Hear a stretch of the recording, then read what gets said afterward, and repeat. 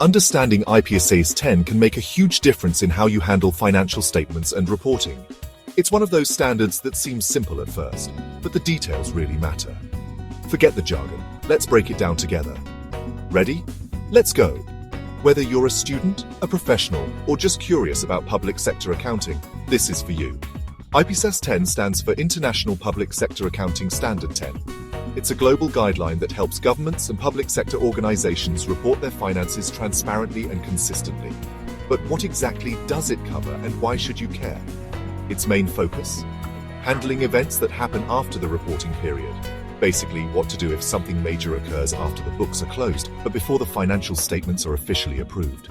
These events can have a big impact on how accurate and reliable your financial statements are, so knowing how to treat them is crucial.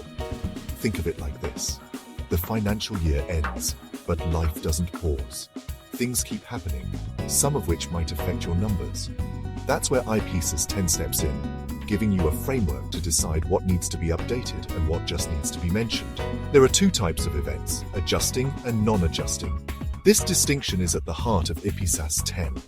Adjusting events are those that give more info about conditions that existed at the balance sheet date, so the numbers might need to change. For example, if you discover a mistake or get new information about something that was already an issue at year-end, you'll need to update your financials. Non-adjusting events are things that happened after year-end but didn't exist before. These get a note, not a number change.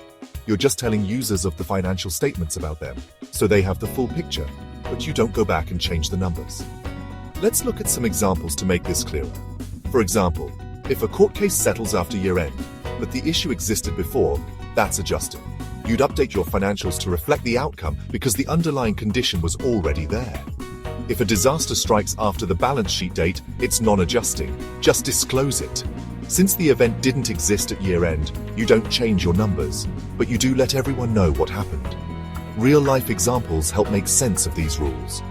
Think about a major customer going bankrupt after year-end, or a government announcing a new policy that affects your assets. Each situation needs careful judgment. Should you adjust or just disclose? Want more real-life examples and tips? We've got you covered. Check out our detailed video in the Ipsas playlist right here on Accounting Desk. We dive deeper into scenarios, best practices, and common pitfalls to avoid. If you found this helpful, hit like and subscribe for more accounting tips in plain English. We're here to make complex standards simple and practical for you.